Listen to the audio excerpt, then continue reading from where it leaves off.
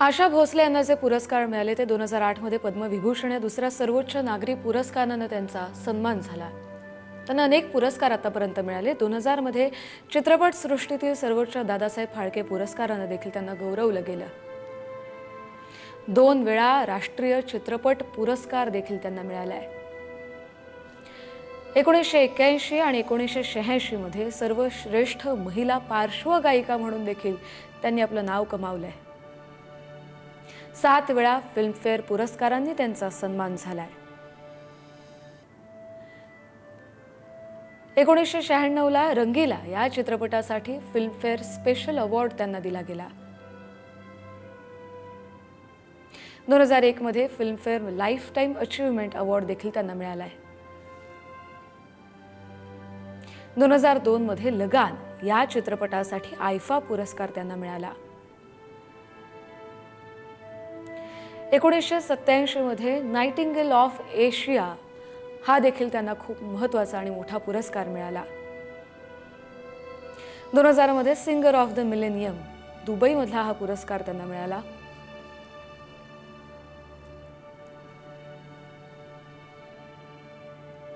आज एक आवाज जो आपल्याला पुन्हा ऐकू येणार नाहीये, पण आशाताईंनी आतापर्यंत जे काही गाऊन ठेवले आपल्या पुढे, त्यांनी जी गायनाची सेवा केली आहे ती आयुष्यभर आपल्या बरोबर असणार आहे। खरं तर त्यांचा लहानपणापासूनचा जो प्रवास आहे तो खूप खडतर गेला। लता मंगेशकर आपली बहीण इतकं मोठं नाव आपल्या बरोबर असताना, आपल्या पुढे असताना आशाताई नेहमी दुसऱ्या क्रमांकावर राहिला, मात्र त्या थांबल्या नाहीत। त्यांनी एक स्वतःचा मार्ग वेगळा निवडला। त्यांनी स्वतःचा खडतर प्रवास सुरू केला, मात्र हा खडतर प्रवास करत असताना देखील त्या कधीच त्यांनी निगेटिव्हिटी आपल्यामध्ये कधी येऊ दिली नाही। त्या नेहमीच पॉझिटिव्ह राहिल्या, उत्साही राहिल्या, एका विद्यार्थ्याच्या पेशात राहिल्या। पण नेहमी त्या पर्वाचा उल्लेख करायचो। लताबाई, आशाबाई, रफी साहेब, किशोर साहेब, आज ते पर्व संपलं, हे खरं आहे का? काय सांगा श्रेयस? खरं तर पर्व संपलं वगैरे हे शब्द खूप मला वाटतं क्लिशे वाटतात, शब्द नाही आहेत खरं तर। पण मला असं वाटतं की मराठी संगीतामध्ये वर्सटॅलिटी हा शब्द ज्यांच्यामुळे सुरू झाला आणि ज्यांच्यामुळे संपला अशी गायिका म्हणजे आशा भोसले आहे। मराठी माणसासाठी कशाला, भारतीय माणसासाठी, पण खास करून मराठी माणसासाठी जी नावं घेतल्यावरती छाती तुमची अभिमानाने भरून येते, अशा नावांपैकी एक नाव होतं आशा भोसले। आणि मला खरं आत्ता पण भरून येते खूप।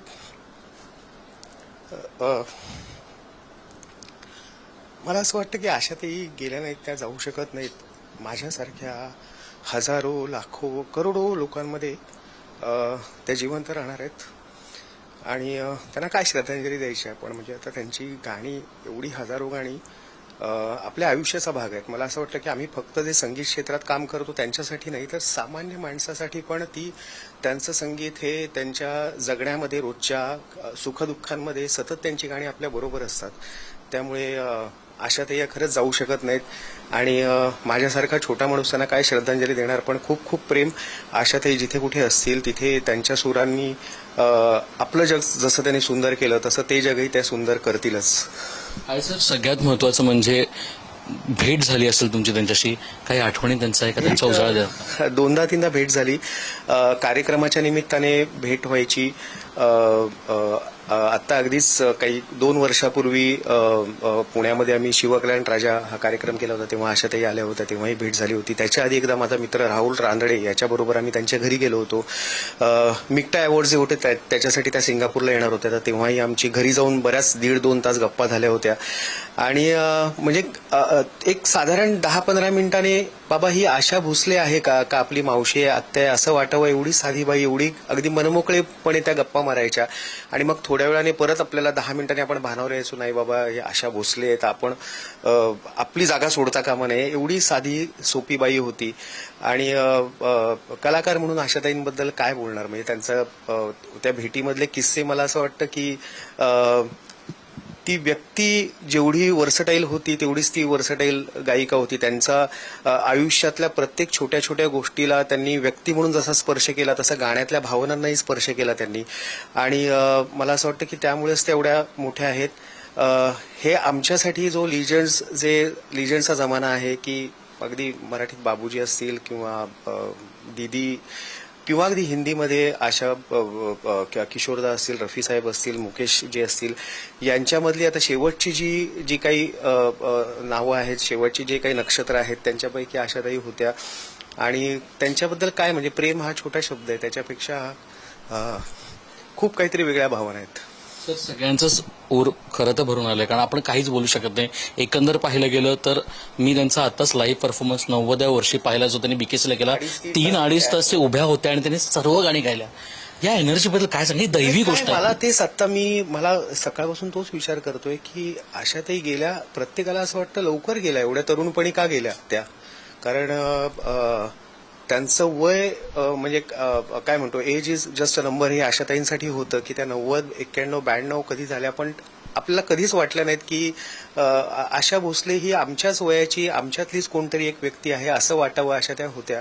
आणि तेच चैतन्य, तीच एनर्जी त्यांच्या गाण्यांमध्येही होती, शेवटपर्यंत होती. अजूनही म्हणजे तू आता ज्या कॉन्सर्टचा उल्लेख केलास की 90व्या वर्षी पण त्या स्टेजवरती उभा राहिल्यावरती असा सूर त्यांचा लागायचा की आम्हाला लाज वाटावी या गोष्टीची. पण खरंच काय म्हणजे कमाल, अशी माणसं परत परत जन्माला येत नाहीत. आणि त्या खरंच त्यांचं नक्षत्राचं देणं देऊन गेल्याच्या अजून पुढच्या अनेक पिढ्यांना ते खूप वर्ष पुरणार आहे. सर खरं तर त्यांना श्रद्धांजली हीच असेल की आपण त्यांना श्रद्धांजली देऊ. तुमचं कुठलं आवडतं? माझं कुठलं आवडतं हा आता काय प्रश्न आहे म्हणजे खरं तर. पण मला असं वाटतं की मला आत्ता जे पटकन डोक्यात येतो त्याच्या 2 ओळी गातो. गेले द्यायचे राहुनी तुझे नक्षत्रांचे देणे, माझ्या पास आता कळ्या आणि थोडी ओली पाने, गेले द्यायचे राहुनी. आशाताई, खूप खूप प्रेम जिथे कुठे असाल आमच्याकडून, आमच्यासारख्या हजारो करोड लोकांकडून तुम्हाला शत शत शत नमन.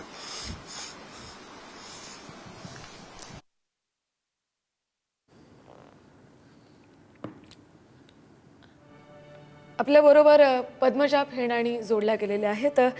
त्यांचे आणि आशाताईंचे तर प्रचंड वर्षांपासूनचे संबंध आहेत. आणि पद्मजाजी, आशाताई एक व्यक्ती म्हणून कशा होत्या, दिलखुलास होत्या, पण जेव्हा तुम्ही गाण्यासंदर्भात काही त्यांच्याशी बोलायला गेला असाल तेव्हा त्यांनी तुम्हाला असं काही छान शिकवलं त्यावेळेला किंवा मार्गदर्शन केलं, असा कुठला एखादा छान किस्सा?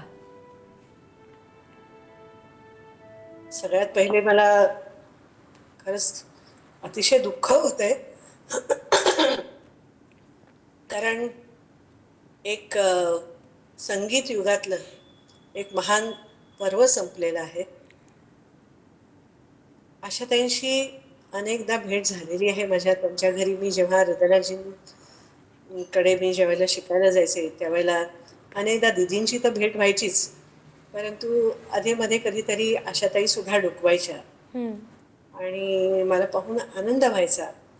त्यांच्या माई, त्यांनी तर मला बाळची शिष्याच करून टाकलं होतं अगदी सुरुवातीपासून. म्हणजे जेव्हा मी तरुण आहे रात्र जुनी गायले होते त्यावेळेला बाळची शिष्या.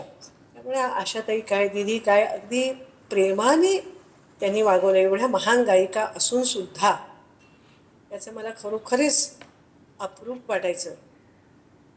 त्यांनी इतकी गाणी, हजारो गाणी गाऊन, वेगवेगळ्या भाषांमध्ये गाणी गाऊन जागतिक विक्रम केलेले आहे. आणि मला कौतुक वाटायचं की मास्टर दीनानाथांची कन्या यांच्यासारखाच ओजस्वी आणि तेजस्वी स्वर घेऊन आलेली ती नाट्यसंगीत गाते आणि कॅबरे ही गाते तितक्याच पॉवरफुली. त्या नायिकेला तो आवाज सूट होतो हे कमालीचं आहे. म्हणजे दिदींचाही आवाज तसाच सूट व्हायचा. पण या दोन गायिकांनी फार मोठं काम चित्रपटसृष्टीमध्ये सुद्धा करून ठेवलेलं आहे. हो. आणि पॉप काय, रॅप काय, कुठलाही प्रकार त्या त्या शैलीमध्ये गाणं ही फार मोठी गोष्ट आहे. गझल खरंच. गझलच्या पद्धतीने गाणं, भजन भजनच्या पद्धतीने गाणं, त्याचे भजल कधीही न होऊ देणं. हम्म. नाट्यसंगीत तर त्या इतक्या सुरेख गायलेले आहेत. वडिलांचे जे काही त्यांच्या रक्तातून वरदान आलेलं आहे. अर्थात त्यांच्याकडनं डॉक्टर वसंतराव देशपांडे यांनी ती सगळी नाट्यसंगीतं बसवून ती रेकॉर्ड करून घेतली. वा. आणि वयाच्या 90त स्तिमित व्हावं अशी गोष्ट म्हणजे वयाच्या 90त ज्या वेळेला माणसं काठी टेकत चालतात, बोलता येत नाही, त्या वेळी सुद्धा आशाताईंनी कार्यक्रम दुबईत जाऊन करणं ही फारच मोठी गोष्ट वाटते. म्हणजे आमच्यासारख्या पिढीतल्या काय पुढच्या पिढीतल्या लोकांनी सुद्धा त्याच्यातनं अनेक गोष्टी घ्याव्यात, ऊर्जा घ्यावी, प्रोत्साहन घ्यावं आणि त्यांच्याकडनं शिकावं. ही सगळी गोष्ट होती की तिथे जाऊन त्या नाट्यगीत गायल्या दुबईमध्ये. उभं राहून कार्यक्रम करणं या वयामध्ये खरोखर कौतुकास्पद ही गोष्ट होती. आणि त्यावेळेला ज्या वेळेला त्यांनी सुरुवात केली त्यावेळेला त्यांची दिदींशी स्पर्धा होती. साधं सोपं नव्हतं. कुणाही सारखा आवाज आपला असू नये म्हणून त्यावर त्यांनी मेहनत घेतली, स्वतःची वेगळी शैली निर्माण केली. हो. आणि मला आठवतं की मीही जेव्हा सुरुवात केली तेव्हापासून जवळपास 50 एक ज्या वेळेला सुरुवात केली त्यावेळेला सगळं लाईव्ह गाणं असायचं. लाईव्ह परफॉर्म करणं हे खूप कठीण गोष्ट आहे. कारण सगळे वादक एकत्र जमलेले असतात, महान गायक वादक एकत्र जमलेले असतात आणि त्यावेळेला आपली सगळी शक्ती एकवटून, आपल्या भावना सगळ्या एकवटून आपल्याला गावं लागतं. आणि फर्स्ट टेक ओके किंवा सेकंड टेक ओके किंवा बारीकशा फारशे कुठेही चुका न करता हो. हे परफॉर्म करणं ही खूप कठीण गोष्ट आहे. हे मी अनेक वर्षानुवर्ष अनुभवलेलं आहे. तर त्या प्रकारे कठीण कठीण गाणी सुद्धा गायलेली आहेत. म्हणजे उदाहरणार्थ माझं अतिशय त्यांचं आवडतं गाणं, अनेक त्यांची गाणी म्हणजे मी माझं हरपून सारखी अनेक गाणी आहेत, परंतु फार कठीणातलं कठीण हृदयाजींनी संगीतबद्ध केलेलं गाणं म्हणजे नंदलाला रे. वा. सलाम अली खान साहेबांच्या त्या बंदिशीवरून त्यांनी नंदलालाची रचना तयार केली आणि हे अतिशय कठीण गाणं होतं. आणि आजही ऐकलं तरी मी अनेक वेळा ते गाणं ऐकते आणि एखादा त्याच्यातल्या हरकती, मुरक्या, ताना ह्या सगळ्या गोष्टी एक स्वरसौंदर्याची कमाल आहेत. खरंच. म्हणजे अक्षरशः तुम्ही काश्मीरमध्ये जावं आणि त्या सौंदर्य स्थळं सापडावी तशी त्या गाण्यामध्ये सौंदर्य स्थळं मिळतात तुम्हाला. इतकं त्यांनी सुंदर ते सगळं गायलेलं आहे की कुणी क्लासिकल गाणारही अशा खरंच. पद्धतीने गाऊ शकणार हो. नाही. हो. अगदी गॅरंटेड देते. हो. पण त्यांनी अनेक गाणी अशी गाऊन ठेवलेली आहेत की कोणी स्पर्श करू नये. त्यांचा स्वभाव तुम्ही मगाशी म्हणालात, मला विचारलं प्रश्न, तर एका दिवाळी पहाट कार्यक्रमाचीच मला आठवण आहे. मी छान दागिने घालून गेले होते. वा. मोत्याचा तोडा होता, गळ्यात मोत्याचं होतं. हो. मला त्यांनी विचारलं की किती सुंदर तोडा आहे, कुठून घेतलात? म्हणजे हा स्त्री सुलभ प्रश्न खरंच. एखाद्या एवढ्या महान गायिकेने विचारावा. मला खूप त्यांचं कौतुक वाटलं. तो साधेपणाही त्यांच्यात होता. हो. महानता तर होतीच, पण ते साधेपणाने त्यांना विचारलं. आणि मी त्याच वेळेला म्हटलं, अरे तुमची साडी पण किती सुंदर आहे, तुम्हाला पाहिजे? मी पाठवून देते संध्याकाळी. वा. मला इतकं ऑकवर्ड होऊन गेलं. वा. पण खरोखर म्हणजे मनही खूप मोठं होतं. गायिका गायिका म्हणणं तर खरं खूपच छोटा शब्द आहे तो.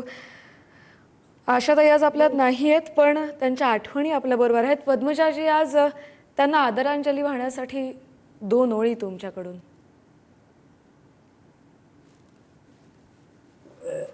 कठीण वाटतंय, पण एक त्याची अगदी छोटीशी आठवण तुम्हाला सांगते की महात्मा गांधी स्विमिंग पूलमध्ये नूतनीकरणाचा कार्यक्रम होता. हो. माझा कार्यक्रम चालू असताना त्यांचा फोन आयोजकांना आला, पद्मजाला थांबवून ठेवा. मला खरं म्हणजे थांबणं कठीण होतं माझ्या कार्यक्रमानंतर. दुसऱ्या दिवशी दिवाळी पहाटचा इंदोरला कार्यक्रम होता. हो. पण आयोजकांनी मला थांबवून ठेवलं. त्यांचे वारंवार फोन येत होते. त्या वेळेत पोहोचल्या आणि त्यांनी मला सुंदर सोनचाफ्याची फुलं दिली आणि तो घमघमीत जो काही त्या फुलांचा सुवास अजून माझ्या स्मरणात आहे. त्यांची काय गाऊ. सुहास्य तुझे मनासी मोही जशी न मोही सुधा सुधाही मी मज हरपून बसले ग सखी मी मज हरपून बसले ग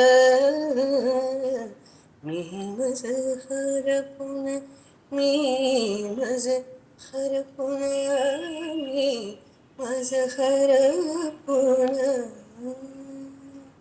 धन्यवाद पद्मजाजी. तुम्ही आज आशाताई यांना सुरेल अशी आदरांजली वाहिली आणि अर्थातच त्या तुम्हाला आत्ताही ऐकत असतील. आशाताई आज आपल्यात नाहीत, पण त्यांनी दिलेला आशीर्वाद हा प्रत्येकासाठी आहेच.